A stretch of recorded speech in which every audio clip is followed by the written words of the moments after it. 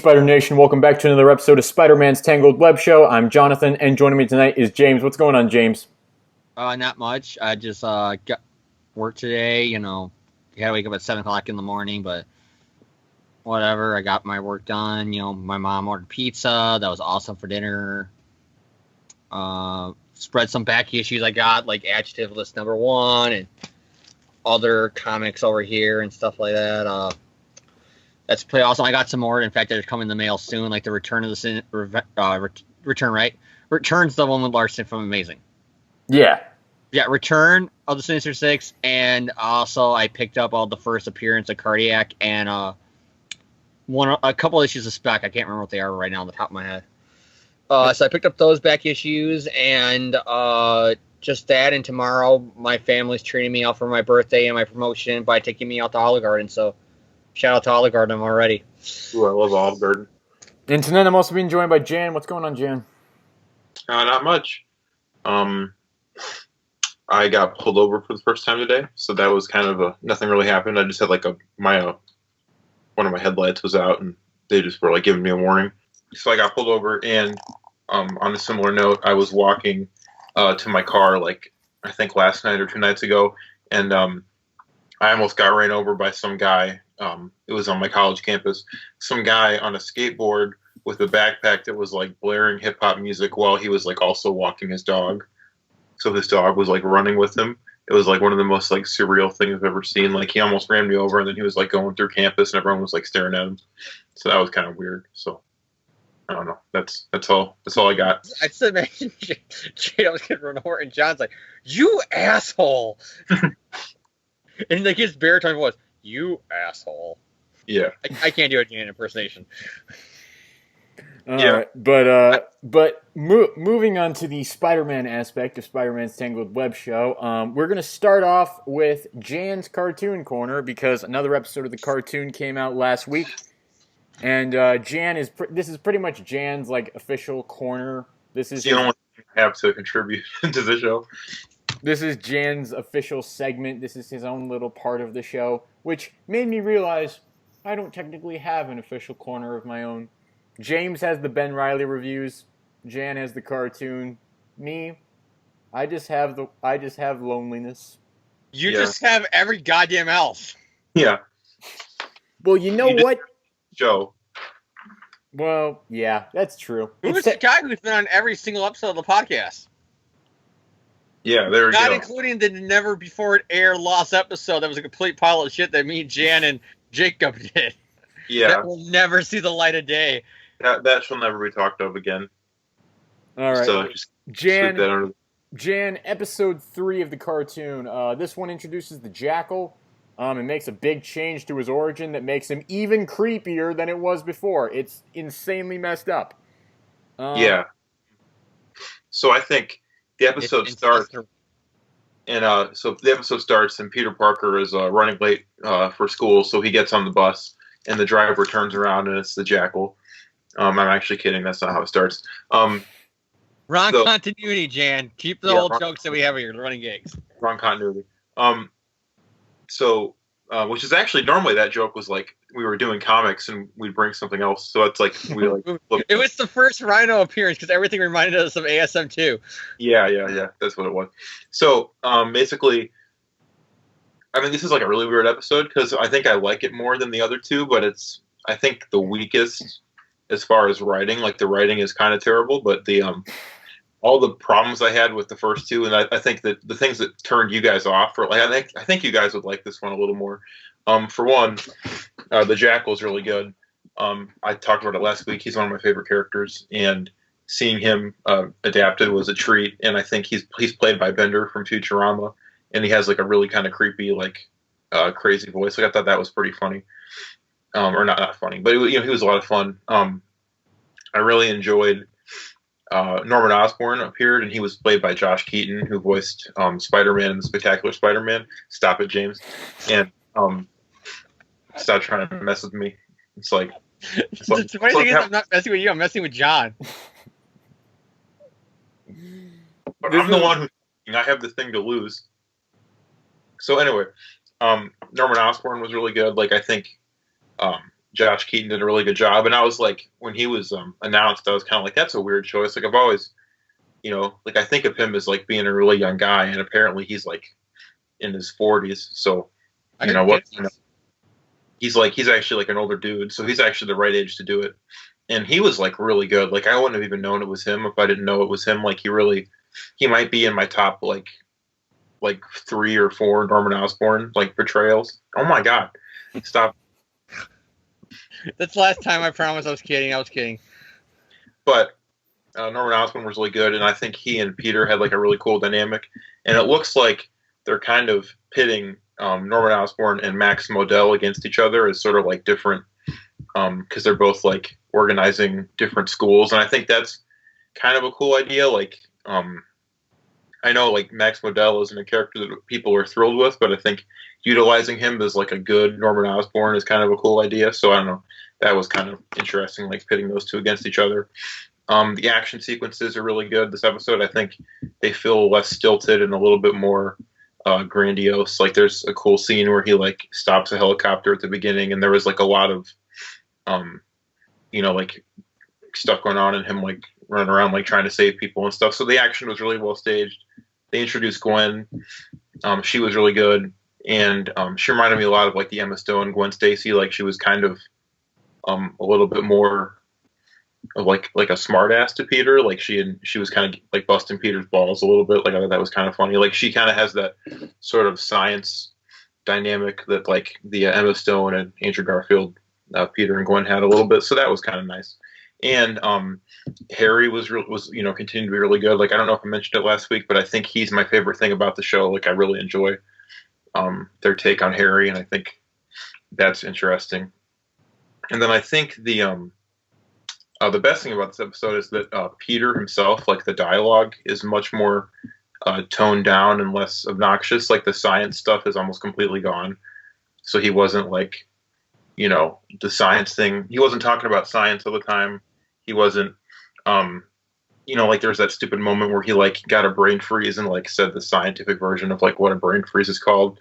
And like, some of that stuff was like, I know you guys weren't thrilled with that. And that's not in this episode. And I hope that's like indicative of what it's going to be going forward, because I think Peter was felt a lot more like Peter Parker in this episode than he did in the first two. So overall, a lot of stuff to like. But like I said, that the writing for this episode is like almost laughably, hilariously bad. For one, they don't even like build up to the Jackal. Like it literally opens with like Spider-Man chasing the Jackal, and there's almost like no context for like what's going on. Like I thought I missed something, or like he was just, the Jackal's like running around like he stole something, and Spider-Man's trying to catch him. And it looks like they're setting up the Jackal to be like one of the main villains in the show going forward. And it was kind of weird to like not even build up to him or anything. Like he just kind of shows up and like steals stuff, and Spider-Man's trying to catch him. So that off the bat, I was like, okay, that's weird.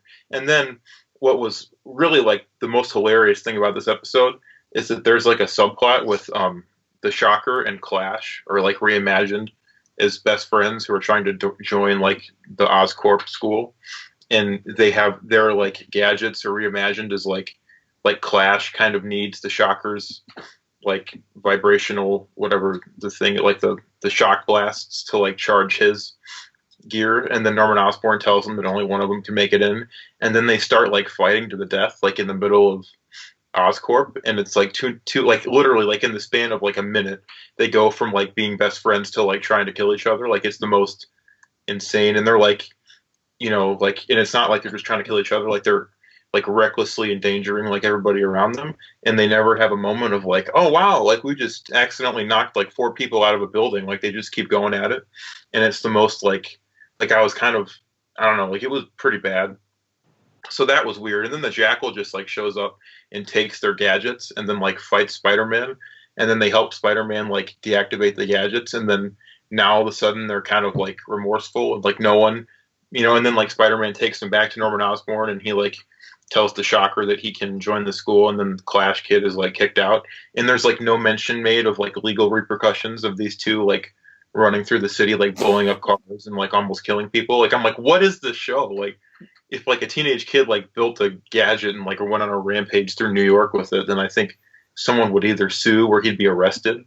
And like there's no mention of that, and Norman Osborn like isn't fearful of the fact that his school is like literally going to get shut down because he makes like the students like fight to the death to join. So that was just the most like hilarious thing ever. Like I didn't understand what that was.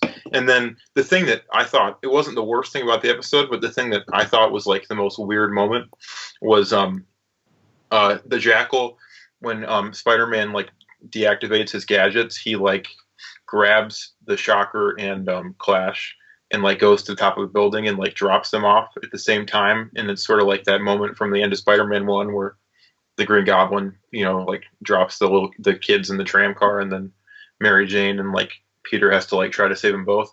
It was like that moment, like it was kind of a riff on that moment. So the Jackal like makes his getaway at the end of the episode, and then Peter saves them by shooting his web on like a fire hydrant or something, and then swinging it around at like a high enough speed to create like a wind funnel that like slows their fall, which is just like the most like I don't think Spider-Man is like fast enough to generate like a wind vortex that's like that powerful. Like that was just so like I've never seen science that was like that unbelievable on a cartoon. Like it was. Slot's father is a science teacher, so everything has to be science. Yeah, I don't know. That didn't work for me. Like it's like he's just like spinning it like this, and like it somehow creates enough like of a wind force to like slow them from falling to their deaths. And then it wasn't a bad thing. It was just sort of like a what the fuck moment at the end, is that you find out that the Jackal is Gwen's uncle in this version. His name has been changed to Raymond Warren, and it looks like he transformed. Is it because they were going to use Miles Morales, so they only had 2 Miles in the show? Is that why? That's my assumption. Well, in the show, she like basically what happens is he goes back to a house. It looks like they make it look like you see her in like a taxi, like riding up to this house, and you see him like following on the rooftops, and it looks like he's going to attack her. And then he goes into the house and transforms back into like a human dude. So like it's sort of like the ultimate Green Goblin, where he like willfully transforms back and forth between the two versions. So it's like what they said the 90s Hobgoblin was. Yeah, it's based on the 90s Owen Saga version. Yeah, it's kind of like that. And then Gwen answers the door, and she's like, "Oh, hi, Uncle Raymond." So, and then I checked the when they like gave like credit to the actors at the end, like it said that his name was Raymond Warren. So that was, I don't know, I assume it's just because you already have Miles Morales. So, I don't know. I don't see it like it's not like a game changer. Kids get confused between a villain and a hero. Yeah, I guess something like that. So that's like a weird take on it. Like they're still keeping the like Miles or the Jackal and Gwen Stacy like connection, but that was a really weird moment. And I'm not sure, like, does that mean that Captain Stacy isn't like not a thing in this universe? Like if she's living with her uncle or something like that, or maybe she's just visiting him. Like it was kind of unclear. I think it's just a kiddified version, probably to explain away the obsession. As more of he's protecting his niece more than he wants to bang the blonde chick in his class. Do you know what I mean? Yeah. So that was overall. I think objectively, like it's not a good episode, but I feel like it was much more. Like I feel like between, the Jackal was like a much better villain for me than the Vulture and the Scorpion. Like the Vulture was pretty throwaway, like 2-dimensional cartoon villain, and the Scorpion was kind of the same thing. Where the Jackal was a little bit more, he was kind of creepy and had like a wacky sense of humor that was kind of fun. And the fact that he's like Gwen Stacy's uncle and that they're setting him up, like I think he was actually like a pretty memorable character, and he felt like the comic book Jackal to me, so that was cool. So between that and that Peter was a little bit less obnoxious about the science, and the fact that there's some really strong stuff with like Norman Osborn and Harry, and I think the Clash and Shocker, like as bad as that was, I think the idea is that it was foreshadowing Peter and Harry turning on each other. Like I think that was the idea there, because there's kind of a moment where Peter and Harry are like, yeah, like we'll never turn on each other like that, and it was kind of like Like Smallville, where like they had that one episode, I think it's the first season, second season, where they tell the story of these 2 business guys, and one of them uses superpowers to manipulate people and brainwash them to do what he wants, and the other guy hides the power. And then at the ending of the episode, after the Day of Sage, Clark turns to Lex and he says, "Do you think that we'll ever turn each other like they did?" And then in one of the greatest lines in that show, Lex turns to Clark and he goes, "No, my friend, our friendship is going to be the stuff of legend." Yeah. And it's like, it's the ironic statement, because they not only are they going to end up like these 2 guys hating each other and rivals and enemies, but it's not their friendship that becomes the stuff of legends. It's that Lex Luthor is Superman's arch enemy that becomes the legend. Yeah, so like it was like exactly like that. Like you just like I think it seemed familiar, and it's like literally like the exact same thing. Like they have a conversation at the end. Um, so that between that and I love Norman. Like I thought he was really good, and Gwen was pretty cool. So like I think even though the story it was just like two teenagers like trying to kill each other, and then the jackal just is kind of like, hey, like I'm here too, and then like was like Just popping. imagine that right now. Here's two people fighting, and Jackal. That's like It's almost like I what see it is. him doing to the Clone Saga. I can see Peter being like, it's Peter and Ben teaming up on like Kane and Spider's side, and then Jackal like, and Jackal? That's like almost what it is. Like they're fighting, and then he's just like happens to be on a rooftop and like sees them. Is he yelling smoke and mirrors and shit like that, like classic Jackal, or is he just there? He's like making a lot of like animal like snarls and growls, and then he makes a few. Like he picks some. It was actually one thing that kind of like it seemed very classic Jackal is he grabs the two, and right before he drops them, like they're like, oh, like I'm sorry we turned on each other, and then the Jackal's like, oh, your friendship is so great, it'll last forever when you die or something, and then like drops them. So I've been told to wrap it up. So in in conclusion, I'm gonna like the Jackal. I'm the unlikable asshole according to people. Yeah, well, I've always been an unlikable asshole. I'm not gonna deny. No, I'm not talking about you. I'm talking about the other one with the glasses. Oh, rip. So, to wrap things up, as I've been told to do, Jan hasn't talked in the except for this past summer. Jan hasn't talked on this show in over a year, John. Who cares if he's rambling on about a damn cartoon show you're not watching? You yourself said, hey guys, I'm probably not going to have a lot to say in this episode. yeah, fuck you, John. Jeez. Wow, I am a dick. This episode, like, ostensibly, it's like the Hobgoblin episode, but, like, in reality, this is just, like, the roast of John Weber. The whole episode. Hey, it fits, because Webb, Spider-Man. Oh, man. But anyway. Do you get jokes from people in your personal life about the fact that your last name is Weber and you're a big Spider-Man fan? Yes, actually. Yeah, I'd imagine. But anyway, I think this was like, I don't know. I think it's my favorite episode so far. Like, I think if this is like the tone that they go forward with, like, I think this will be a pretty enjoyable show. Even if the writing was kind of bad, but that almost added some like entertainment value to it because it was so like bizarre that these two friends just like start blowing up New York like in the span of 1 minute. So I don't know. It gets a thumbs up from me. So yeah, I like it. Okay. Okay. Now we move on to the other part of the show. This is because Jan's birthday is actually coming up this coming Tuesday, September the 5th.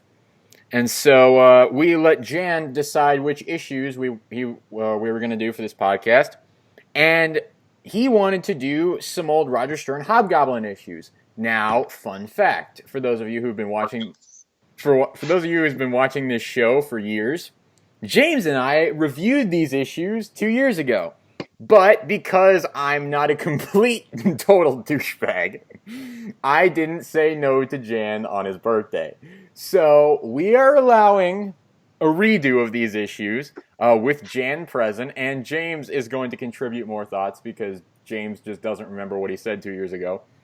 I'm not really going to have... I'm sure because I have reread these issues a few times, I'm sure I got new experience and new things I didn't catch before, And so, like a certain Mary Jane reintroduction that is clearly just there for the whole comic book cliche about women. Now, I don't really have a whole lot more to say about these issues, so I'm probably not going to be speaking much for the duration of this segment. I'll just be like, yeah, so what'd you guys think? I'll just be doing my usual moderating duties. Acting like an unlikable dick, as I've been... That's what you do. That is what I do, unfortunately. I'm a terrible person. Terrible person. No, you're not, John. You're not a terrible person. You're a super terrible person. And the roast of John Weber continues. Yeah.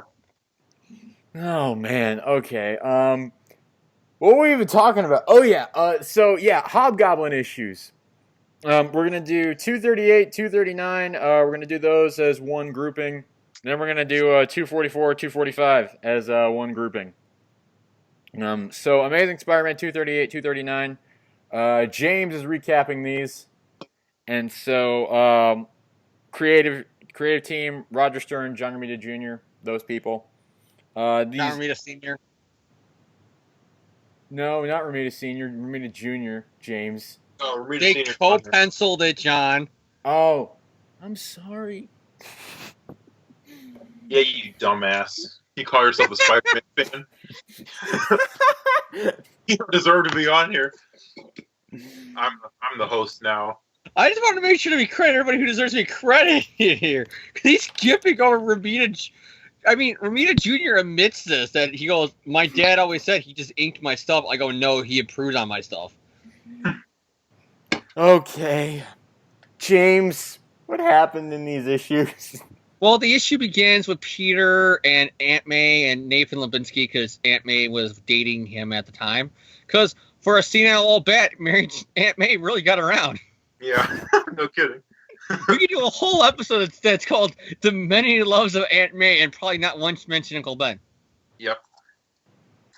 So yeah, Peter's there and he's all like, wow, Aunt May's really going to turn the boarding house. She's really becoming an independent woman and she's going to run her own business and I'm really proud of her. And then he does the same goddamn cliche in every 60s and 70s Spider-Man comic. Gee, I wonder if so-and-so would feel if they find out I'm Spider-Man. He literally says that. He goes, I wonder if how her tenants would react if they knew that they're living in the same house where Spider-Man grew up. Yeah, get it, audience? Wink, wink. And so Peter goes over the origin story yet again. Because obviously we don't know how he got his powers. It's never come up before. Here's the weird thing. This ain't the start of both of their runs, Romita Jr. or Stern. This is like the midway point for both their runs. So Stern didn't have enough. It's not even like that they're jumping on the title, so they're restarting the origin for new readers. It's just randomly, we got to have Peter say it's all my fault because Uncle Ben's dead. That's basically what it is. Uncle Ben and her, I'm so happy that Aunt May found Nathan. He's such a nice guy to her. But she would be with Uncle Ben if he didn't die. It's all my fault. Literally, that's all it is. Yeah. So yeah, he's there, and then Nathan's like, Peter, why the hell are you screaming? It's all my fault during the middle of your aunt signing the lease to become a boarder. No, that's not really what happened. But Nathan is like, Peter, why are you just staring at the wall? You're here to be our witness and our cosign for our loans and stuff like that. He goes, oh yeah, sorry, I was just thinking about stuff. So I was thinking about the fact that my uncle who was married to her was murdered. Sorry. So Peter and Aunt May are walking, they're talking about Nathan's like to celebrate for May. He wants to take her out and Peter for ice cream. And of course, because this is Aunt May from the goddamn, golden era of comics or silver age, Aunt May has me go, oh no, Peter can't have ice cream. It will spoil his dinner. Really, Aunt May? The guy's like clearly in his mid-20s. He's a grown-ass man. He's a grown-ass man. And you don't want him to have ice cream because it spoils his dinner. Wow, Aunt May. And even Peter goes, and even Nathan's like, his exact quote is, lighten up, May. This is a special occasion. And then as they're walking, Peter Spider-Sense comes out. Why? Because in the middle of an alley, a goddamn car almost runs them over. And so what is Peter takes out his anger at the cop. Look at this panel. Peter literally pushes Nathan's wheelchair over. I know. Nathan's like, Peter, you dick. No, not Aunt May. He throws Nathan at the car. Yeah. So Peter, well, this cop's beating off to get the burglar, somehow has enough time to say, dude, what the fuck to the cop? And the cop says, sorry, we're after a bank robber. Don't talk to the old lady and the wheelchair guy and the 20-something-year-old who can't have ice cream. Go after the guy. Peter then in a very angry panel, is turning into Red Bull. Because he's all red. Peter's so angry, he's turning himself into a tomato. Yeah. He runs off and May's like, Peter, where are you going? And then Nathan's like, it's okay if he's that mad. He might murder somebody, but it's okay. So as it's going, Peter dresses up as Spider-Man. He chases. It's very Spider-Man 1 car chase scene with the burglar. Yeah, it is, isn't it? He's chasing the guy. He webs his camera to the cop car. for reasons. And then he like just jumps on the car and then kicks the guy in the face. It's like, and then it turns into the scene from Deadpool 1. As he's beating the shit out of these guys in the car. But only instead of like Deadpool who murders all those guys, Peter outright says, when the guy screams, he'll kill us all. He goes, nope, I'm just bringing you guys in. But still, one guy who is saying a lot of bad words for an 80s comic book, because it has all the weird, symbols meaning he's swearing, is freaking out because Spider-Man's going to kill them. And then so Spider-Man starts chasing the guy. The guy even like jumps from building to building, and then Spider-Man in a pretty badass panel is like over the guy, and you see just his shadowy effect with the web pits. Mm-hmm. Which he's not Batman, but if I saw that and that guy is angry Reddit and wants to kick your ass, I would be so frightened if I'm just this lowly guy. So he throws a bomb at Spider-Man. And Peter remembers, because what happened with the original Green Goblin, that smoke bombs can hide his spider sense. So he tries to jump down to get away from him, only for the guy to jump down this random manhole in the middle of grass. Is that a thing in New York? No one knows. What isn't a thing in New York? So Peter jumps down there, and he doesn't see the guy, but he uses his spider light, but he can't find the guy, so he finally gives up. He does find 4 mutated turtles, but that's a different story. So he goes back to the cops, he apologizes. They're like, what are you talking about? 3 out of 4 ain't bad, and he was just the getaway driver. You got the main guys who actually did the robbery, so you win, but of course it's Peter and the guilt. He's like, no, I didn't, and he runs off because he wants to catch the black guy who was the other getaway driver. And then the cop's like, I feel so bad for him, and it's so weird a fellow like him. He does all these great things, but he doesn't care. I do love the whole fact that Osborn's company on the billboard says that it's established 1962. The year cool. That the Green Goblin first appeared in issue 14. Or the year ASM happened.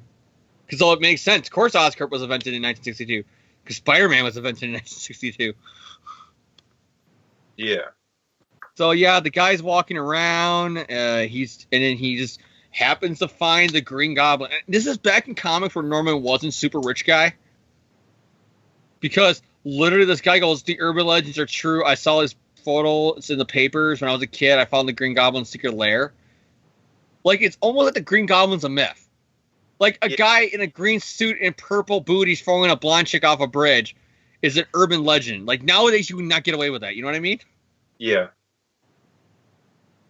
So then we go back to May's house, and she's still worrying about Peter because he ran away all angrily. And she gets a call. She thinks it's Peter, but it's Anna Watson down in Florida, chilling with a pair of legs and nothing else. No, it's Mary Jane, who's just boobs and nothing else, as she has cleavage on her bathing suit that doesn't hide anything. You guys do realize the comic books still in the early 80s were written for kids, right? Right? And fun fact, this was Mary Jane's first appearance in 5 years, so welcome back, MJ. You're a sex object. Mary Jane just tells her to tell Aunt May. She says hi. Anna Watson says hi. She's all like, oh, it's so great you're visiting your niece. I hope you have a great time. Peter's trying to call Aunt May, but of course, because of that Parker luck, she's on the phone with Anna Watson. So Peter goes to develop the photos and sends the Bugle. Robbie's all there. He buys the photos, and he's all like, oh, these are really great, Peter. You got all these great photos. And then one of the guys, says, hey, guys, you hear another Oscorp facility was robbed today? And then Peter goes, that name. Why does that name Osborn give me nightmares? It's Norman Osborn. Man, every time I hear that last name Osborn, it brings back so many bad memories. So every time you say hi to Harry, do you just get bad memories? You're a pretty shitty friend, Peter. It's literally like, I don't even want to think about the last name Osborn. Every time I hear it, I just think about Norman Osborn. And it's like, what about when you hang out with Harry? Like, you act like Harry doesn't exist here. Like, he acts like he hasn't heard the name Osborn since the night Gwen Stacy died. I'd like to think that the Osborn, cornrows also give him PTSD. Like, he sees Harry, with his, hair and just, starts getting, non-flashbacks to... I think it's not supposed to be cornrows, though. I don't know, man. I never got... What's the Osborn hair supposed to be?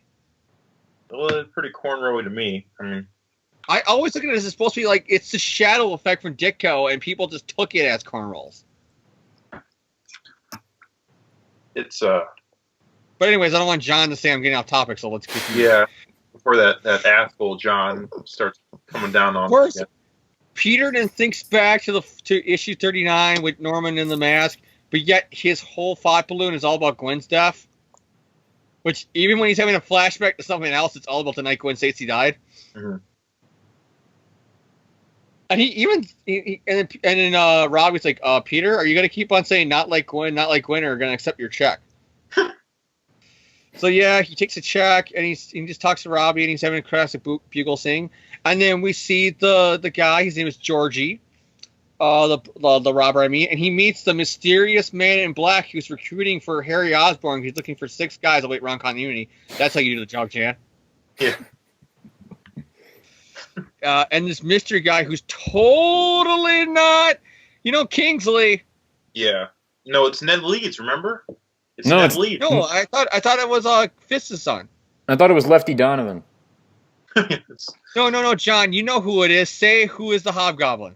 Jason Philip Mackendale, to be precise. Former petty crook, ex-hired thug, and now your husband-to-be. You have a really bad Mark Hamill impersonation. Yeah.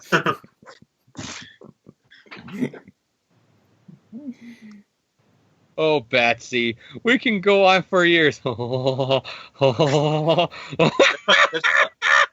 See, that's a good Mark Hamill impression because it's the Joker.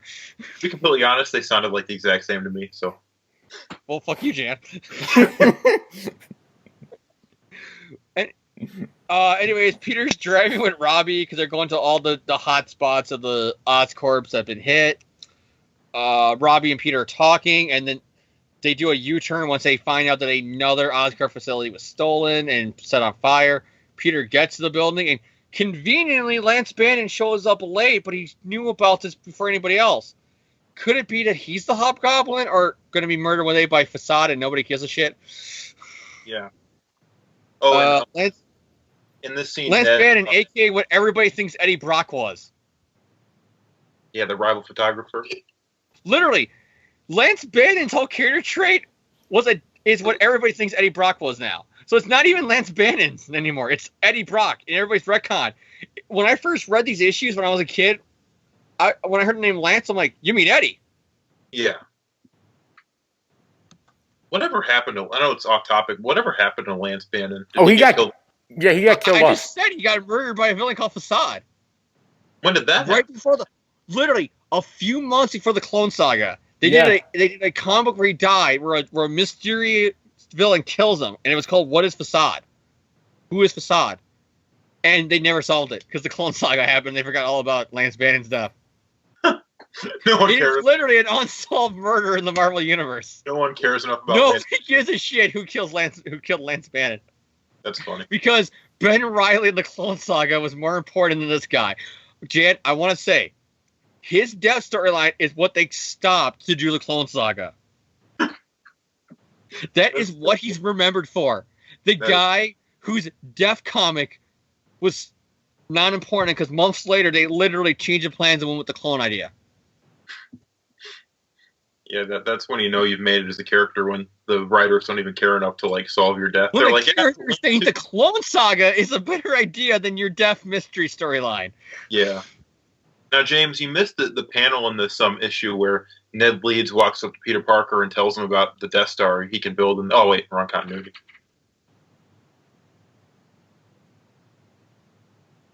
Just let Save him- it for a scene where Ned's actually in the goddamn book. I'll- That way I can make it out like it's the thought bubbles he's saying. And I Yeah. want to tell you at the time Marvel was selling Star Wars comics, so that could be in canon. Who knows? So yeah, Peter goes to run into the Oscorp to look at the photos. Even though it's not called Oscorp yet, because it isn't until the '90s show that it gets called Oscorp. It's just Osborne Company or Corp or whatever the fuck it's called here. Or Industries. Chemicals. Yeah. Yeah, Oscorp. I'm just gonna call it Oscorp. Peter runs into the building. And Lance is like, "That's weird. Peter's gonna take photos with our camera." What a dweeb. Like, literally, that's his whole thought blue. Not Peter Spider-Man. It's literally, Peter's running to go take photos with a camera. Idiot. This is why Peter no one runs in and he immediately starts saying, oh my god, this building's destroyed. Just like issue 39 when I fought the Green Goblin. Really? The fact that this happened at Oscorp isn't what tipped you off, but the fact that it looked like issue 39? Really? So Peter walks out of the building and starts doing It's All My Fault because it's Peter Parker. And then Lance Bannon goes out and goes, Parker? What the fuck? He goes, what? I want to go find photos. He goes, kind of hard for you to do without a camera, idiot. Of course, now with the sliding time scale, this joke makes no sense because all Peter would have to do is go, Lance, my phone. Oh. Yeah. Well, now I feel like an asshole.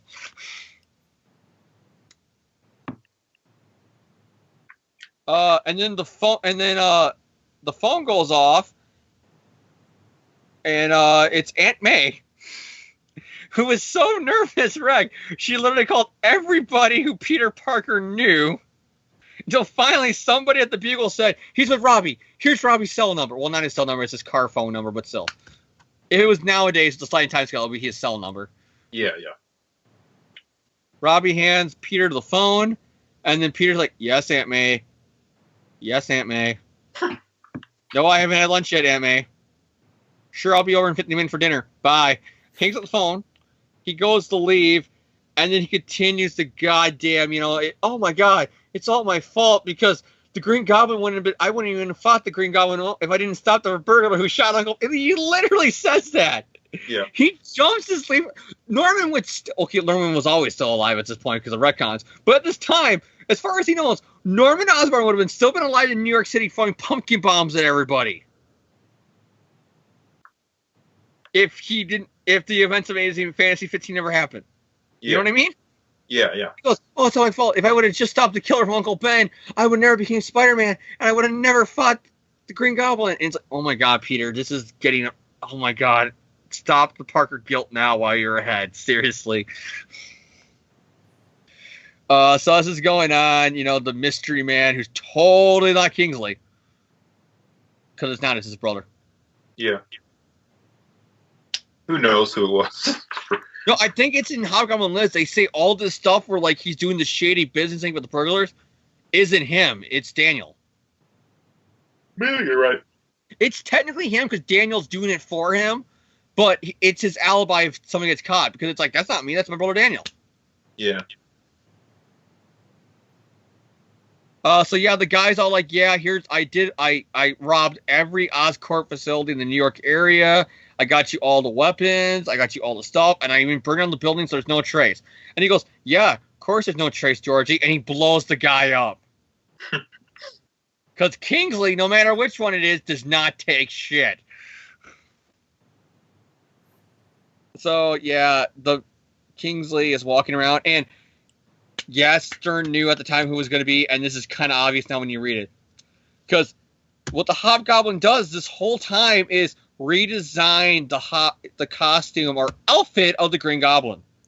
Wow, listen to the words he uses. He outright says, the pumpkin bombs, the gliders, all that stuff he doesn't touch. It's just the costume he wants to redo and remake. And Kingsley just happens to be a fashion designer. Mm-hmm. Like, I know it's technically not a clue, but now it fits. Yeah, well... He's all like, and the gloves are made out of a different material, and the mask is a different mold. Like, I can hear, like, from Queer Eye for the Straight Guy, like, the fashion model from that saying this stuff. You know what I mean? I can hear that stereotypical fashion, designer guy saying stuff like, and the gloves are made out of this, and the mask is a completely different mold to the face, and it's kind of weird because it is Kingsley. Now, when you read these panels with context that it is Kingsley, it makes so much sense. Yeah, it really does. Because he's focusing more on the fashion of the suit than he is everything else. He's like, the glider is fine, the pumpkin bombs is fine, the batarangs are fine, but the costume needs to be redesigned. You know what I mean? Yeah. It's so 1962. It needs to be 1982. So he puts the mask on, he puts the boots on, he puts the gloves on, and then this really creepy panel where all you see is the red eyes, and then slowly the grotesque face of the Hobgoblin shows up, and that's where our issue ends. Yeah. And as we move into Amazing Spider-Man 239 here, once again, it's Roger Stern, John Romita Jr. James, what happens in Amazing 239? Oh, also Frank Giacoia is an artist in this issue. The issue begins with midnight in New Jersey, where explosions are going on as a tank is ramming into buildings. Well, not just any building, but just happens to be the Oscorp Industries, division in New Jersey. Yeah. Some reporter who I thought at first when I read this was Ben Urich, but it's not. It's some other guy. Is all trying to get the reports about what's going on. The cops are just doing the whole, there's nothing to see here, there's nothing to see here.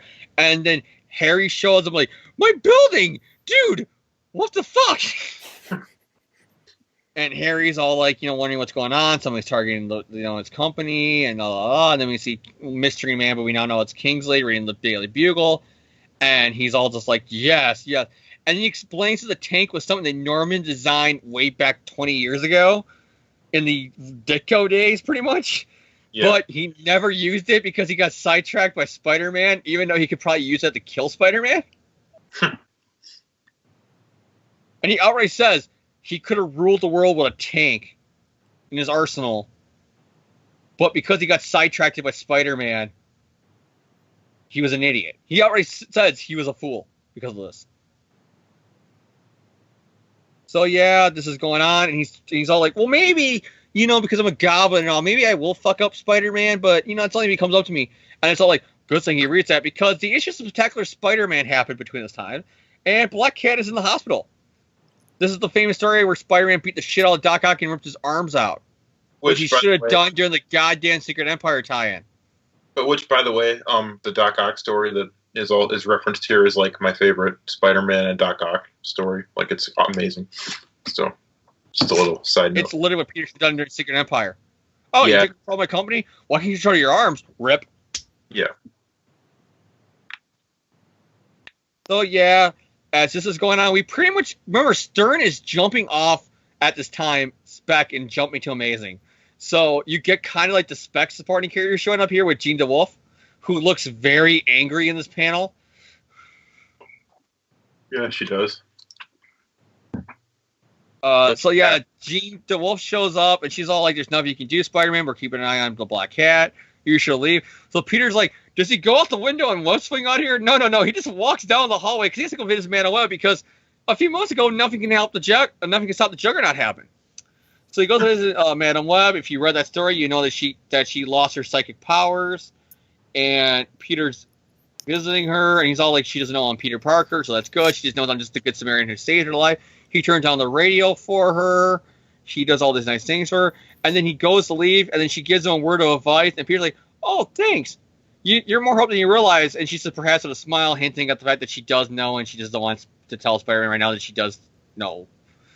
That's basically what it is. It's setting up the fact that Stern's saying, yeah, I'm retconning what Danny O'Neill did. She does know. So yeah, he's web swinging. He's doing Spider-Man stuff. And as we're going out, we go to a porn shoot. No, it's Lance Bannon and his girlfriend. Because again, he's totally not ends up being ripped off by Eddie Brock. It's just happens to have a blonde supermodel girlfriend who he's totally obsessed with more than the relationship actually is. Yep. It's totally not Eddie from Spider-Man 3. Yeah, Eddie from Spider-Man 3, like, is Lance Bannon. Like, I never realized that before, but... It's like, okay, I hope this doesn't sound weird, guys, but you have a hot blonde in your bed naked, and he's more focused on the fact that these aren't going to be classy shots. Yeah. Not that there's anything wrong if you're not attracted to a woman. I'm not saying there's anything wrong with that. I'm just saying if it was me in that situation, this whole scene would be playing out a whole lot differently. It would be the amazing James Markin as Lance Bannon. Yeah. Well, I'm just having fun here because there's not much else to say. It's literally just setting up what happens in later issues where basically she cheats on Lance with Peter. It's an iconic scene where she starts making out with Peter right when Mary Jane walks in to try to get back with Peter. Yeah, I remember that. So all of this is he's basically calling her a slut almost.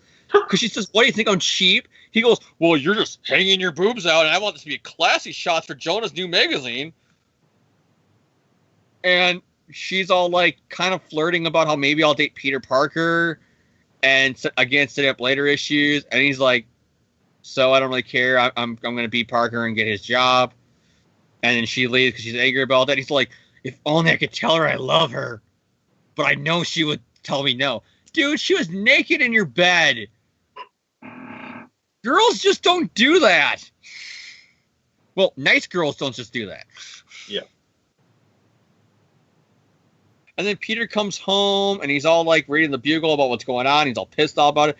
But he needs to take a shower because we had an issue before where all we saw were Mary Jane's boobs and legs, and then we just had a naked blonde chick for a whole page. So what do we get? Naked Peter for a whole 2 pages now. We see him in the shower. We see him shaving. We see him washing his suit in a bubble bath. I'm not bullshitting you. That's what's going on. And then we see him laying on his couch in nothing but a towel. It's like, we don't want people to think we're sexist. Draw Peter in nothing but a towel. Yeah. Yeah, it's hilarious. And then we go to I forgot to mention it, but Lance's girlfriend, I can't think of her name right now. That's how important she was in the. Here it is, Amy Powell. That's how important she was to Spider-Man. She's up there with what's her name from the slot run. Yeah. She asked the guy out on a date, and he goes, well, I gotta do photos for Jonas' new magazine, remember? And then, like, she fucked off, and so she still thought the date was going on, supposedly, even though she walked out angrily. Am I right, guys? Am I right? So she calls up Peter. Peter wants to be her date. And then Peter, because he overslept when he went to go check down, the guy, the mystery man who's robbing all the Oscorp facilities, he doesn't do the date. And she gets angry that a guy who she literally called last minute during the middle of the night has other plans already. And she's like, how dare it? I can't believe he said no to me. It's like, well, what did you fucking expect? Him to be waiting for you to phone call him? So he starts stressing out the Spider-Man. He, jumps through the warehouse building. He's looking for clues. He's web-slinging. He's being awesome Spider-Man. And he ends up finding the Hobgoblin in a very kind of cool, badass panel. I like the way the Hobgoblin looks there with, the red eyes. Where he's, crouched over with, is that a wig? It almost kind of looks like it. Because Kingsley, I wouldn't be surprised. Yeah. This wig would be so fashionable with my outfit. And I'm offending everybody, but that's like every stereotypical fashion designer. How I hear them talk. It's not a gay joke. It's just every joke I ever heard about a fashion designer. I want to say that right now. So, Kingsley with the spark finger Green Goblin attack starts doing it. And Spider-Man's like, you look at the Green Goblin, you use weapons, but I know you're a fake imitation. And so they fight.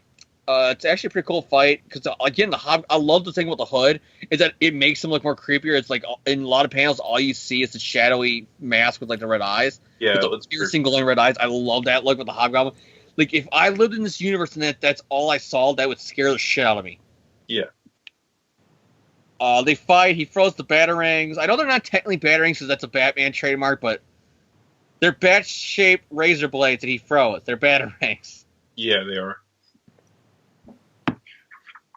He tries to do what Norman wanted to do and run Spider-Man over with the glider, but Spider-Man gets out of the way. He throws some ghost bombs, which I don't even know. Did Norman have that, or that's something that Kingsley just has? I don't remember the ghost bombs.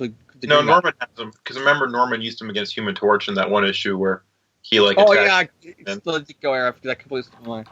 Yeah. So, as this is fighting, Spider-Man's able to, break the glider because he webs it up with his webbing and he crashes it. Spider-Man goes to run the fight, Hobgoblin, but Kingsley shoots him with the spark, but this time it's he shot it right at a gas line, so it caused a big explosion. Spider-Man gets out of the way, but by the time he turns around and gets around, the Hobgoblin is gone. And he flew away, and he starts being all upset, and he's all I can see why Norman went kind of nuts now because this guy is a pest. And then Spider-Man walks away all depressed because he missed dinner and ice cream with Aunt May. And he canceled a date with a girl who wanted him to cheat on her boyfriend with her. And Uncle Ben's dead. And Gwen's dead. And it's all his fault. And that's literally how the issue ends. All right, James. So we're going to let Jan start with his review because he picked these issues. So, Jan, what did you think of Amazing 238, 239?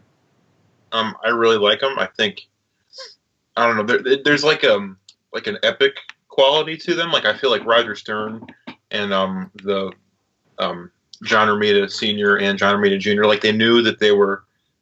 And I feel like there's just like an energy to the way they introduced the Hobgoblin. Like I feel like they knew that they had like an instant classic character on their hands. Like I think the way they literally did the one thing that everybody tries to do, but it's very impossible. They literally caught lightning in the bottle.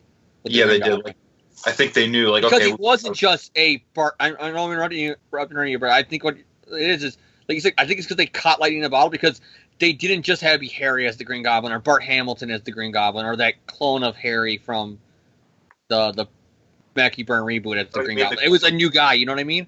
The clone of no one. That character. Oh, you mean no? It was a clone, but they couldn't call him a clone because they wanted to steer clear of the clones. Yeah, that made no sense. But I agree with you. Like, there's a real my voice cracked. There's a real like energy to the way he's introduced, and I really like the way. Like, I feel like he has all the hallmarks of like a great like Spider-Man villain. Like, I think a lot of the really enjoyable Spider-Man villains, like Peter, kind of accidentally creates, and like he kind of creates Venom and Carnage and. I can't think of any other examples. Like I guess kind of Scorpion and like the Spider Slayers by just like existing, like because the whole like theme of Spider-Man is kind of how your actions like impact other people in the world. So seeing the Hobgoblin kind of come about because Spider-Man is unable to capture some criminals is like a really cool idea. Like right off the bat, you make it kind of personal, and it's personal in a different way. Like Norman was personal because he would always go after the ones that Peter loved, and like they just kind of got to a point where they like really wanted to kill each other, or they like really hated each other. And the Hobgoblin is more like Peter feels like he's partially responsible for this guy existing, so he's kind of there's like a guilt that's I don't know kind of cool. And they don't really like mention it like going down the line with the Hobgoblin, but I feel like in these early issues it like adds a little bit of like a personal involvement in the rivalry and stuff like that. I think. There's some stuff that I could do without. Like some of the dialogue is dated, and I don't know if the whole scene with like Lance Bannon and his girlfriend like being naked in the bed kind of felt like an excuse to just like throw some fan service in there. Like I don't think it really added a whole lot. Like you could probably cut that page out and like do something else with it. But I don't know, whatever. It's setting up late. Like I said, like I think it's like 3 or 4 issues later is when they did the whole. She starts making out with Peter. I think it's to set that up. Yeah, but probably. it doesn't help that it doesn't hurt if she's naked, you know. Mm-hmm. Yeah, I think the cover for 3 or 238 is really good. Like the one with the Hobgoblin is. It's very misleading though because it always made me think that the Hobgoblin fight is in that issue, but it's not. He's literally just like the last page of the book. Yeah, and then the last page with the Hobgoblin flying in is obviously like. This is still probably like the definitive. Like if you Google the Hobgoblin, like this is probably the main picture that shows up. Like and people, like redraw this a lot, but it's kind of like his definitive, like the definitive picture of him, if that makes sense. Like so, I don't know the artwork. I think John Romita Sr. and John Romita Jr. are like 2 of the best artists in the business. So I mean, it looks obviously the 2 issues look beautiful. And I had another point. Oh yeah, and I think one thing that I like is that. We see that Peter is kind of, because if you think about this in conjunction with Spectacular, like at the time, Peter is kind of dealing with like 2 like big league villains at once. Like he's fighting Doc Ock in Spectacular, and then he's fighting the Hobgoblin. So you see it's really starting to like wear him down, and he's kind of starting to run out of steam. Like a few times in the second issue, like you see he passes out and like misses his date with whatever that chick's name is. Maybe not. It's not even a date. She's calling. Say, hey, Lance don't show my date. You want to come home with me? Yeah, but like she already says you're my second choice. I would hang up on her too. You know what I mean? Yeah, exactly. But like he's so like I don't know. Like I think it makes him feel kind of real. Like you see him really I don't know. I think we can all relate to being overworked and like stressed out in life. Like I have. I'm an engineer. One night, mainly because I had a really bad like breakout from allergies, so I took a crap ton of Benadryl. That literally knocked me out for like I think 18 hours. Yeah, like so I think that's just like makes Peter relatable and stuff. So I don't know. I think there's a lot to like here. I like the Hobgoblin like keeps escalating. Like he doesn't just show up like it's better, like I complained about in that cartoon episode that the Jackal just like appears out of nowhere. Like the Hobgoblin, they build him up, and like this first fight, he's not even really that powerful. Like he kind of starts working his way up to being a bigger and bigger threat. And I think there's like a really cool escalation. Like this really does feel like 2 episodes that would like open a season of like a Spider-Man TV show or something. Like the way they're kind of like setting up the Hobgoblin to be like a major villain and stuff. Like I don't know. I really enjoy these issues, and I don't really have that many negative things to say about them. So I'll let James. Yeah, James, do you have any additional thoughts? Because I mean, we already talked about these issues 2 years ago, but I mean, obviously you want to expand a little bit more. So, like I said, and if these are things I repeat, I apologize. It's 2 years ago, guys. I can't remember like every detail from the show. I can't remember. I love doing the show, and there's memories I have doing the show, but these Hobgoblin episodes, they kind of blended in together. Was that the same one where we did the lover joke, like every goddamn other word? yeah, that was fun. That explains why I don't remember anything else I said, because probably every comment I have is lover, lover, lover, lover, lover. The spectacular issue with Hobgoblin, if you're wondering what we're talking about, Jan. Yeah. I got oh, sorry, I'm trying to burp stuck. Excuse me. These issues, I think they're classics. They're instant classics, obviously. Like I said, the thing I think that really worked with the Hobgoblin was, and I know I said this before, because I said this before when I think years ago when John and Thomas, like our top 10 villains, and I explained the Hobgoblin. I said he's the smart goblin, because unlike Norman, whose everything is madness, Kingsley doesn't have that, so he's actually able to think out his plans. And you kind of see that here. He has no goblin serum at this point. He's just a guy with bombs, pretty much. But it's because of his brain and, of course, Peter being worn out from what happened in the spec issues that he's able to take down Spider-Man. And I love that about him. Yeah, that's classic. The TNA in these 2 issues is a lot, and I do find it hilarious that it's like they make up for it by having Peter in 2 whole pages, and nothing but his... Because that really threw me off with Mary Jane. It's like literally you see Anna Watson in the room, and you just see this pair of like sexy, like like stereotypical sexy drawing legs, and all of a sudden they get up, and all you see is this V-neck, cleavage bathing suit, and then you realize when it's MJ like in the 3rd panel giving Anna Watson a kiss on the cheek, and it's like you had to make sure that we notice her boobs and her legs before we notice that it's Mary Jane. Thanks, guys. That's really progressive, moving up in the world. Yeah. And then you got the whole fact that Amy Powell is just like, her first time we see her in these 2 issues is on a bed naked. So you got that. So that's kind of throws the show. I'm not complaining as a guy, but then again, I don't get turned on by cartoon characters, so I kind of am. That's great. The art is unbelievably good. It's classic. I like the whole fact that you could tell that Stern had a plan. Like I said, he's like, okay, the glider, okay, that's good. Like, he's not the scientist. So the glider's like, does it work? Okay, good. Pumpkin bombs, do they work? Okay, good. Batarangs, do they work? Good. But I can, design new boots. I can design a new mask. I can change the color scheme. I can, you can clearly tell it's clearly not a scientist, but a fashion model or designer who's in the suit now. Yeah. And I love that you can go back and reread them, and it fits. It's not like trying to make sense with Ned Leeds. Why would he become the Hobgoblin at this point? You know what I mean? Or Lance Bannon or whoever else were the candidates. Kingsley, you go back, and it's like, yeah, it's obvious. This is who Stern had it planned from day one. Yeah, it makes good sense. Yeah, I just love that. These are just, and I kind of went on what I said before and what you kind of said. I love the fact that they set up the events of Spectacular happen at the same time here, Stern did. So, again, Hobgoblin has no powers, but Spider-Man just had a fight with arguably his second biggest villain of all time. And arguably, like, their most brutal fight in their, like, history, like, even probably up through, like, now. So, he's No, I would say probably the stuff with Superior, because now it's more personal because he was in his body. But that's, like, God mode Doc Ock. Like, I'm thinking, like, classic. I'm just saying, though, I'm not a fan of those issues, but I still got to give the devil its due kind of thing.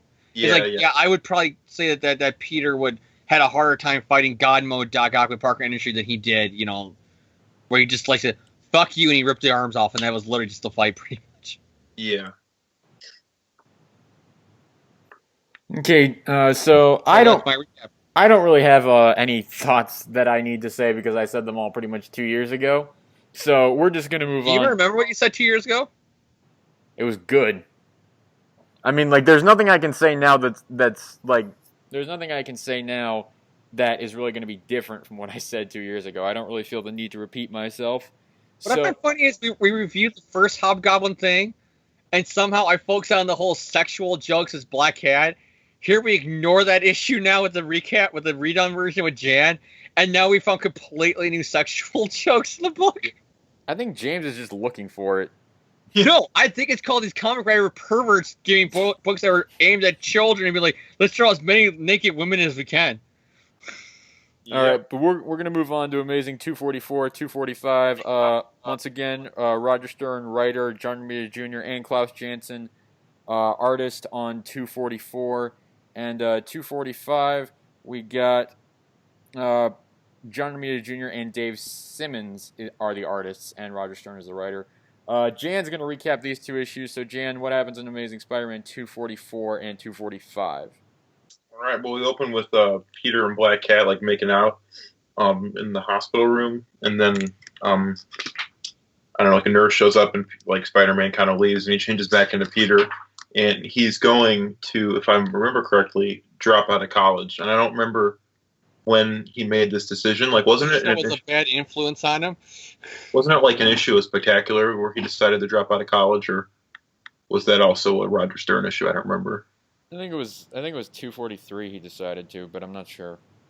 Okay, because I remember like they dealt with it in like one of that like issue of Spectacular where like the cover really He's dropped in and out of college so many times. I'm sure that was a spec issue where he did it too. You know what I mean? Yeah. They all bleed together kind of thing. Because like, he does it again in like the Michelini McFarlane early stuff, and then he decides to go back after the book tour. And then as Doc Ock, he went back again. So, but anyway, you see him like waiting in line to drop out, which I thought was kind of a funny moment. Like being a college student myself, I can kind of relate to some of this stuff. And you can relate with dropping out. Well, not with dropping out, but like just like the lines and like the whole like, you know, kind of like experience of being in college. And I think this is a little side note, but like I think I've realized that my favorite Spider-Man era right now is probably college. Maybe that's just because I relate to that the most right now, but that's kind of like become my favorite era, like just in general. So he goes and he kind of converses with Dr. Sloan, and they have a conversation about whether or not Peter wants to drop out. Dr. Sloan eventually reluctantly signs the paper that will, I think it's like a paper for him to drop out or something.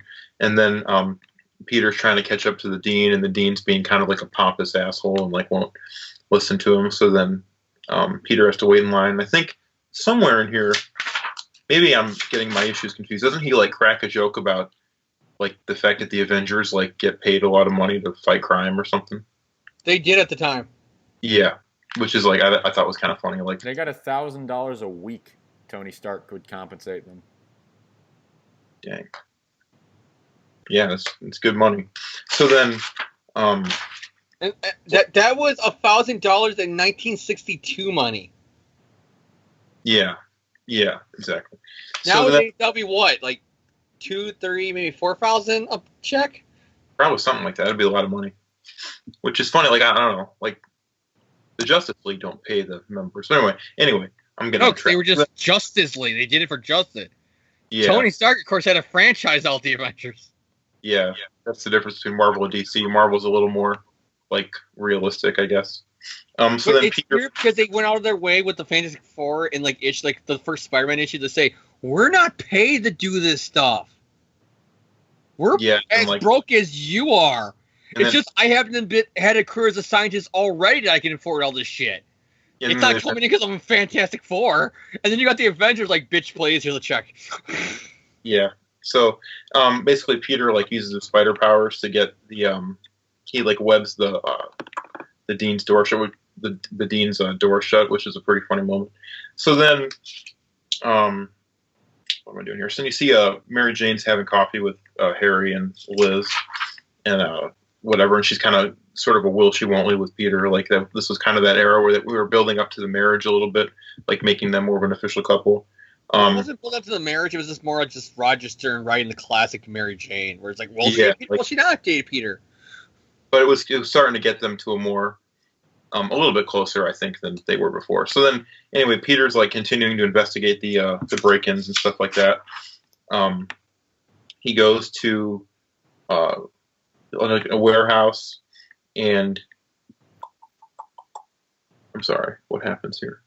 Oh yeah, so he goes to an old warehouse, and then he goes to a shootout where some criminals who are presumably working for Roderick Kingsley are trying to break in, or have already broken in, and are like having like a standoff with the cops.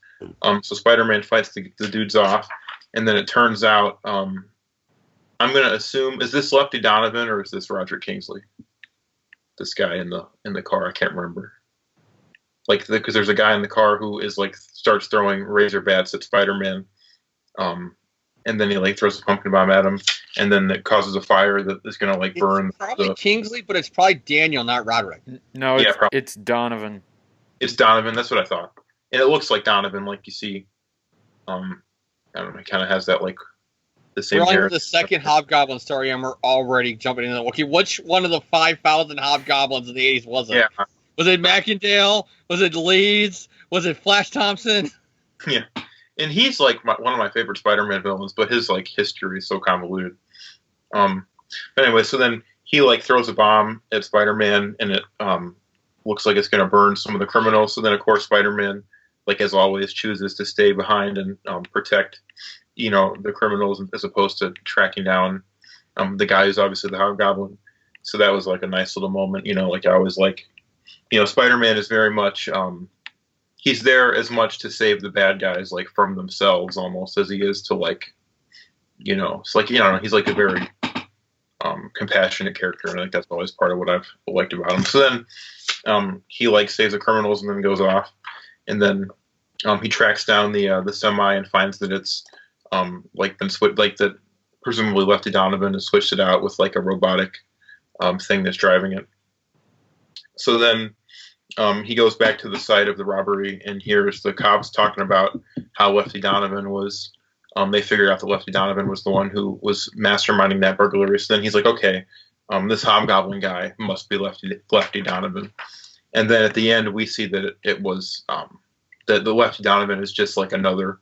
He's kind of like that George Hamilton from the first issue we talked about. That he's just like another one of Roderick Kingsley's like lieutenants or something. And you see that the Hobgoblin is still recovering from his fight with Spider-Man, and he's trying to get his hands on the Goblin Serum. And then there's a nice little epilogue with Mary Jane going on a date, and it's kind of clear that she's not really, that she's dating this guy, but her heart's with Peter. So they're kind of continuing that. Out of context, because when I was first reading these issues years ago, going by the 90s show, I read the name Jeff, and I go, you mean Jason? Yeah. Jason Mackendale. Dude, it's a Hobgoblin. I didn't know Kingsley yet. I'm reading this completely out of context. I figured she was on a date with Jason Philip Mackendale. He's the Hobgoblin, isn't he? That's what the 90s show told me. As a new reader, you know what I mean? I have to know.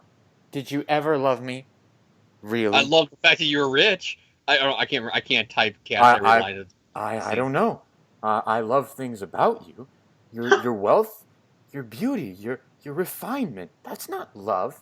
I've experienced a true love, and it's nothing like that. I'm sorry. I know. I know too much dialogue. So the best, and I know me and John brings every chance we bring up Jason Villeneuve on the show.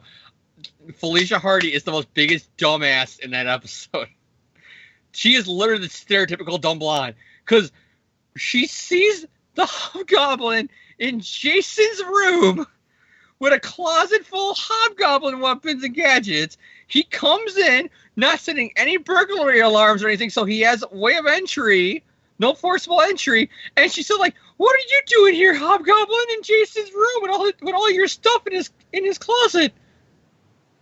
Yeah. Really? You still don't know? She wasn't a very smart character in that show. Every time I give my heart to someone, disaster strikes. I'm like a black cat. I do like the quote that I don't know if it was Clone Saga Chronicles, ASM Classics, or the other Spider-Man podcast that shall may not be named by us either. If it was Joshua Bertoni on those ones, but on one of them he goes, "Yeah, Felicia Hardy was totally the mattress of that series because Peter, Flash, Morbius, Hobgoblin, I think one or two more characters. I think Harry in season 1 they even had her go on a date with him once." Yeah, she was like, I don't know. I don't love that version of Felicia, but It's a kid show, but still, she was like the whore. Let's just say she was as close as that kid show with Central can get to a whore. Jesus. The views of James Markin do not necessarily represent the views. John, every different episode, she was with a different guy. The views of James Markin do not necessarily represent the views of me. I don't know. I can't speak for Jan, but I'm not. No, I agree. I'm not saying every girl is, but I mean when it's the black cat who wears cleavage down to here. I mean, my God, John. We're talking about Felicia Hardy here. We're not talking about a nun. Jan, what happened in Amazing Spider-Man John, 245? She takes baths in milk. That's kinky. I'm sorry. Oh my God, you're right. Oh.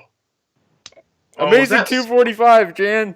What happens? Oh, I can't because James just brought that terror. Okay, I'm gonna move forward. It's okay. Okay, I don't want to know why Jan can get the image of Black Cat naked in a tub of milk out of his head. I don't want to know why. It's stupid. It's like we get it. She's a cat.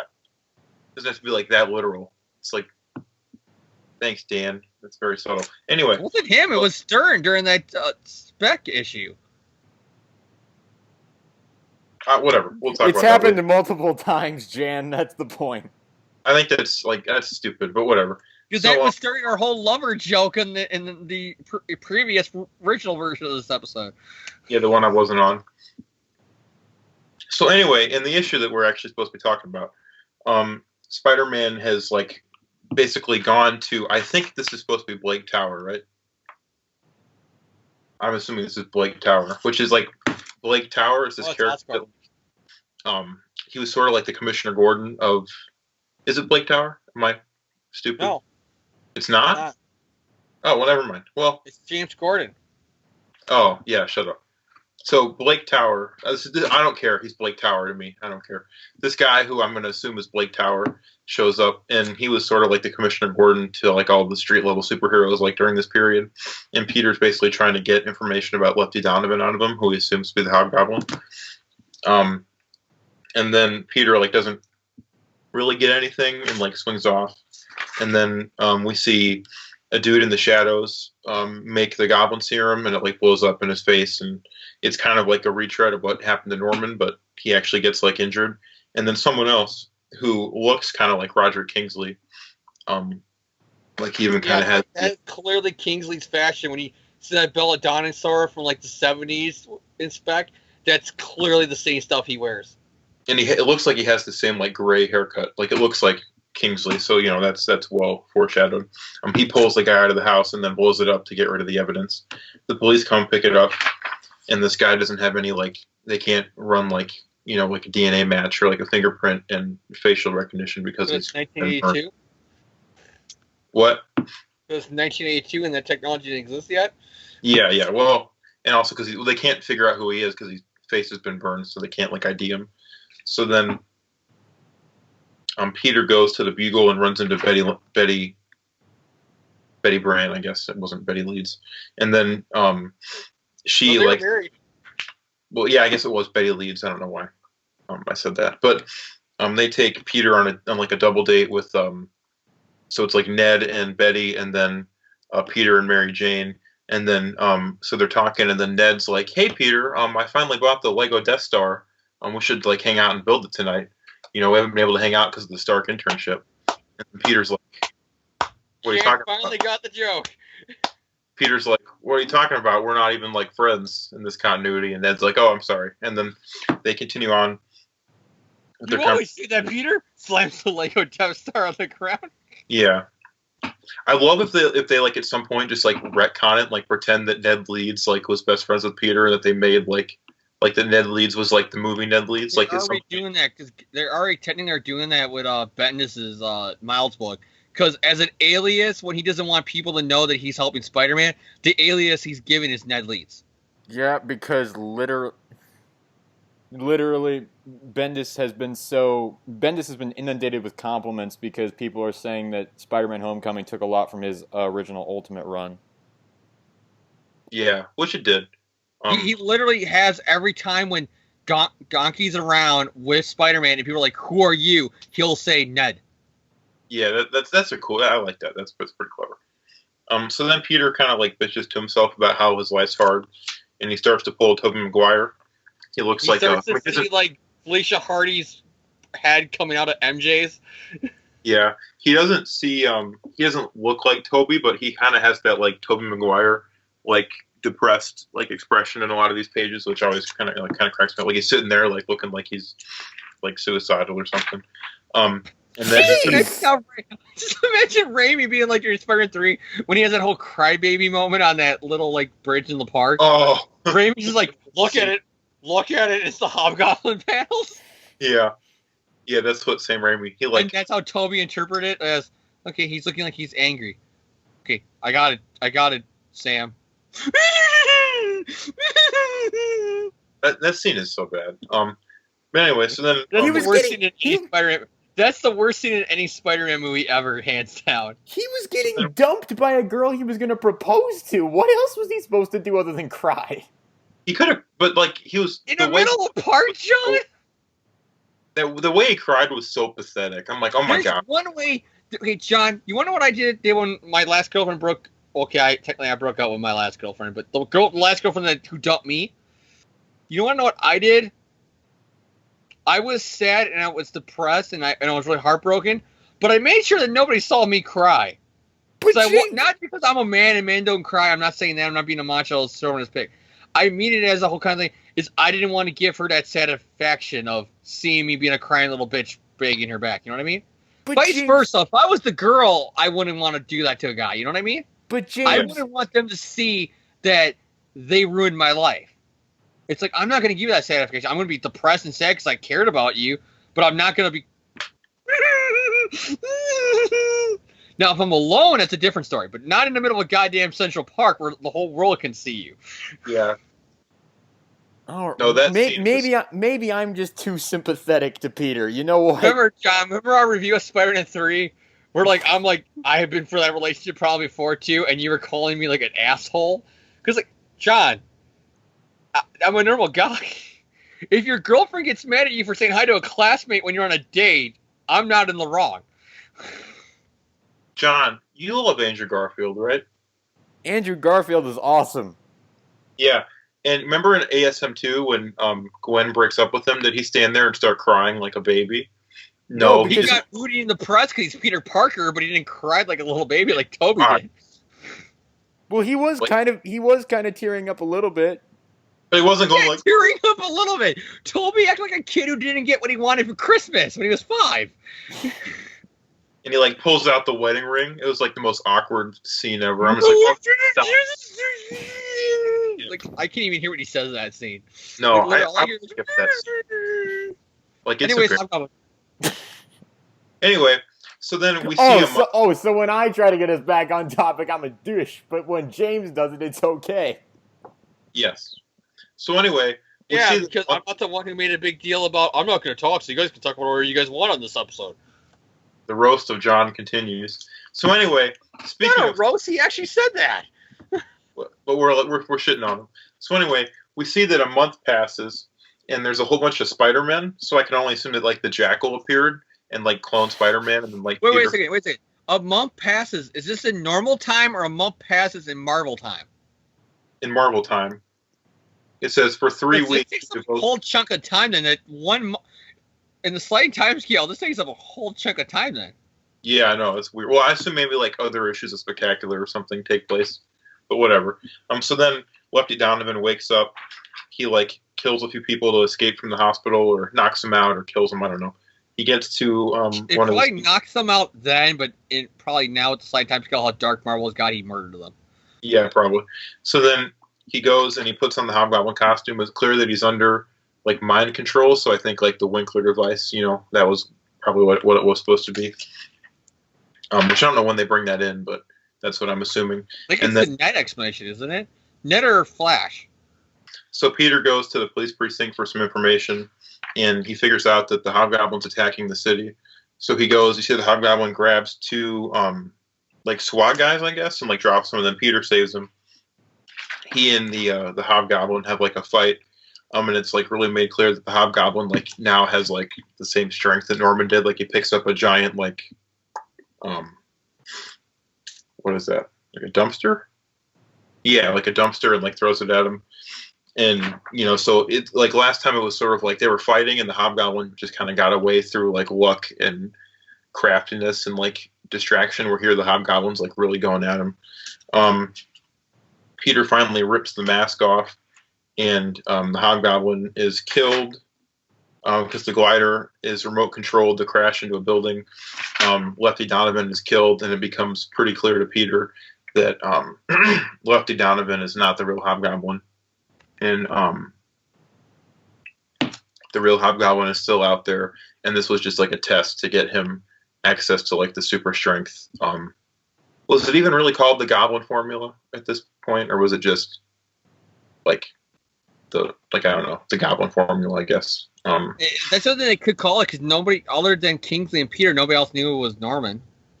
Yeah, so the Goblin Formula. So then on the news they're talking about the Hobgoblin. Hey, Dan, speaking about your wrong continuity joke, what movie is showing at that movie theater? Star Wars Return of the Jedi. So Ned Leeds. Before they added Force Ghost Hayden Christensen.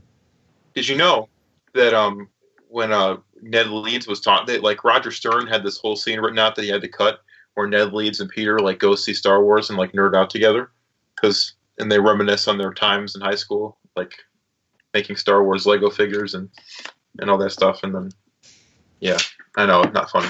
Anyway, so that's the end of the issue. You see the Hobgoblin menacingly like sitting there with his mask, watching the news with this Hobgoblin costume on, because that's what super. I love the Hobgoblin design. Yeah, it's really good. All right, James. Oh, sorry, Jan. I'm sorry to cut you off. It's wrapping it up. There you go. But all right, James, what you go first? What did you think of 244, 245? This is these are two other great episodes.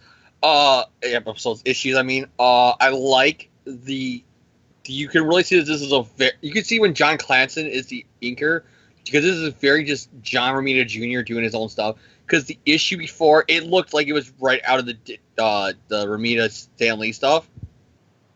Look at the artwork here. It's very much.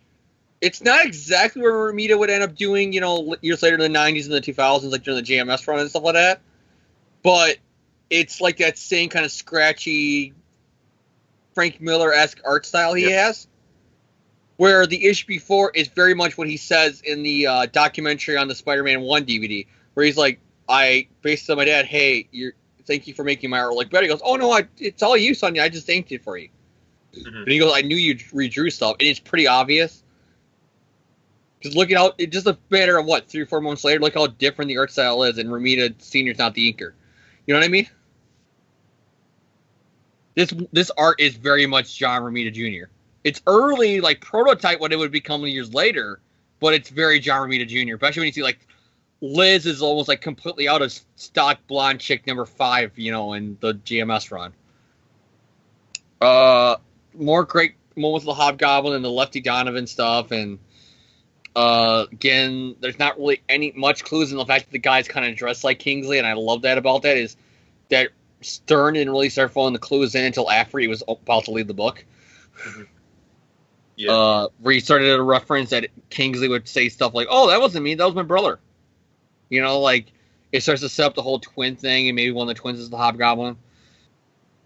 But besides that, I like that little, like, unintentional, but it could be intentional, where it's clearly dressed like Kingsley.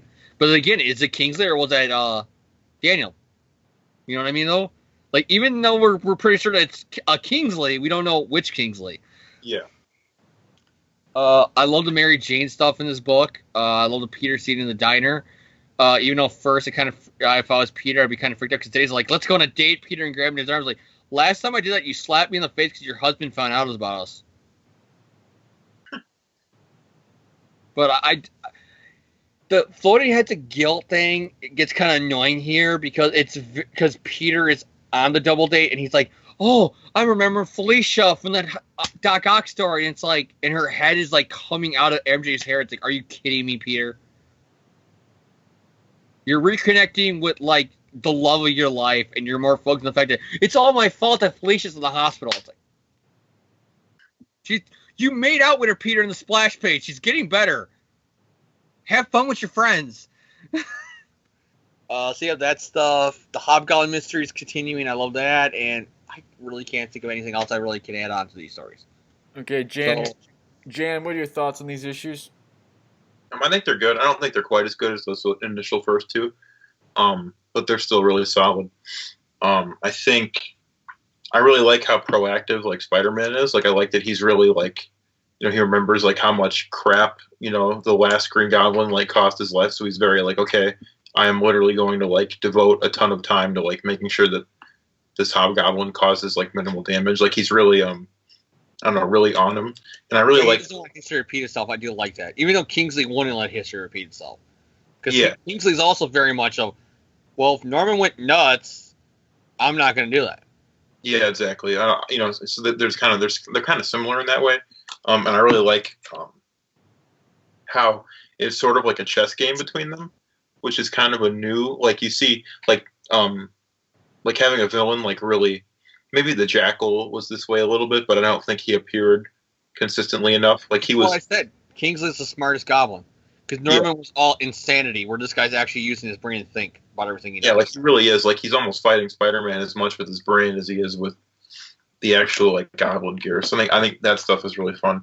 I think the artwork in 244 is excellent because it has Klaus Janson, and he's like one of my favorite.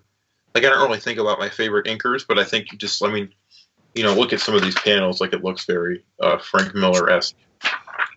And I think the stuff with Peter dropping out of college is pretty solid. I think if I have any problem is that the issues are a little slow. Like I don't know, they're not like super. They don't quite have that like energy that they had early on. But I think there's not really like any major problems with them. Like they're really. There's one problem. Is the scene where they say that Peter spent like a month trying to find Lefty Donovan, and then you see like he goes to the It doesn't fit with the sliding time scale. Yeah, like so that's weird. And then he goes to talk to like the cop in the precinct, and like I would think that'd be the first thing that you would do, trying to find a criminal is like to go to talk like to the police. But like he does that like after a month. Like I don't know what he did. Was Sergeant Snyder in any other Marvel book at the time, or is it just somebody they created for this issue? He's in like Spectacular a little bit, isn't he? I have no idea. I know there are some like recurring police officer characters in Spectacular. Maybe it's O'Neill, which I totally called that he was going to be the Spider Tracer killer. Oh, the swing shift when you see the close-up shot of the Spider Tracer on his cop car and Peter says "Gotcha." I immediately, when I saw that as a kid, I'm like, well, then he's the guy who's doing the killings because he's got the Spider Tracer right there. Oh, like the brand new. Sure enough, who does it get to revealing? The guy who ends up at I said it was. Yeah. Yeah, I think I've read the conclusion of that Spider Tracer thing. But anyway, overall, these are really enjoyable issues. It's the Menace reveal. They threw that reveal in there with it because it was the season finale of Rainy Day.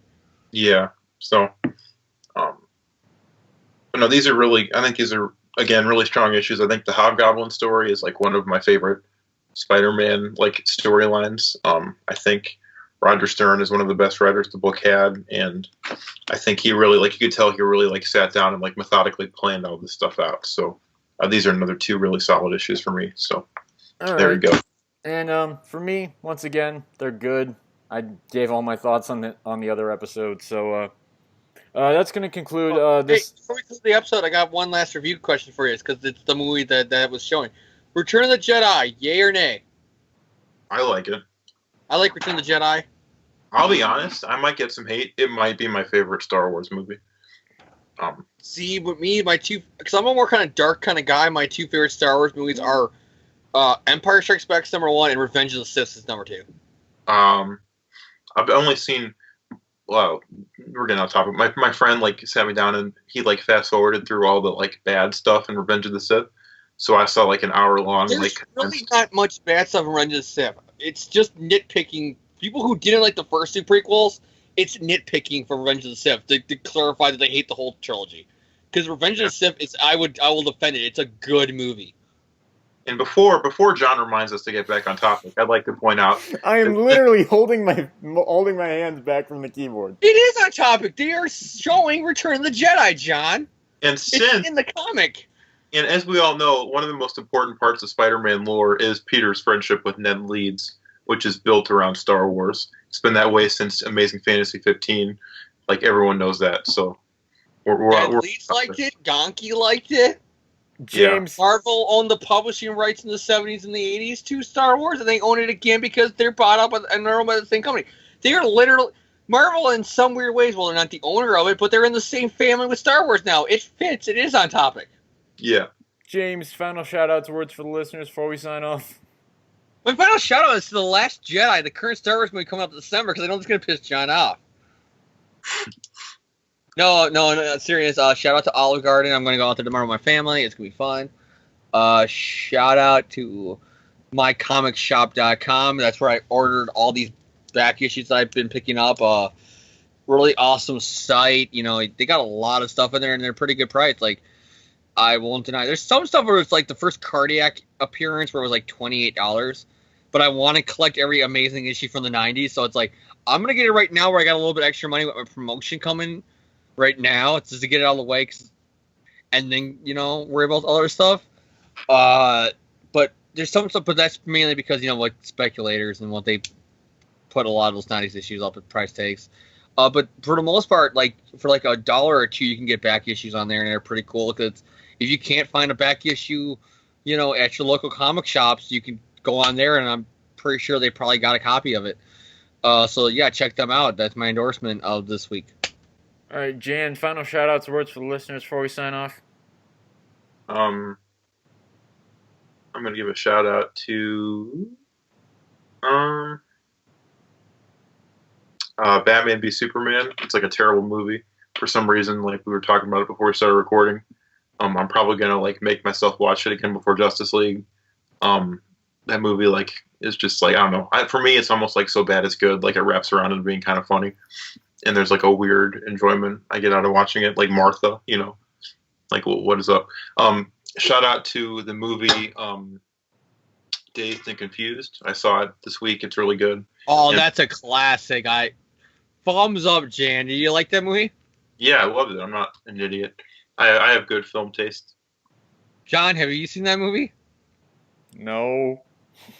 Yeah, well, The roast of John continues. Another reason why Best fight in that movie, and it's completely creepy, and I think that's why I love it so much. It's Matthew McConaughey's. What I like about college girls, I get older, but they stay the same age. That's the most creepiest line ever, but the way he delivers it is cool. You know what I mean? Yeah. It's like, it's cool when he says it, but then when you think about it, it's like, oh man, it's creepy. But it's so badass the way because he said it without care. He's like, they say this, like he says like with no care in the world. Yeah. It's like, it's badass, but at the same time, it's like, that's statutory. Yeah. But he's badass about it. You know what I mean? Yeah, and also Ben Affleck's in that movie, and he plays like an asshole bully. And like I was watching it. Yeah, I watched it with my parents, and I kept making jokes like every time we'd go off screen. Or no, he was like harassing like the freshmen, and I'm like, is he gonna pull out like a bat brand and like brand them? And then my dad's like, no. And then like at one point, I'm like, so he pulls out the paddle and speaks all the freshmen. Yeah. And then I'm like, does Ben Affleck throw anybody in front of like a train in this movie? Main reason I like that movie is because I'm a big fan of like the 70s and 80s like classic rock. So hearing Kiss and Morgan Feeling and The Who and Aerosmith as the soundtrack of this movie, like there wasn't one big from the 70s that they did not put in the Deep Purple, Rush. There wasn't one big band from the 70s that didn't have a song at some point in this movie. Okay, my shout-outs this week, Marvel, Stan Lee, Steve Ditko, thank you for Spider-Man, Roger Stern, everyone who worked on these issues, thank you for these issues. Other shout-outs, I got nothing. Okay, so thank you all for tuning in. We will be back next week for another episode, more Spider-Man. We will be here. So thank you all for tuning in. We'll see you all next week.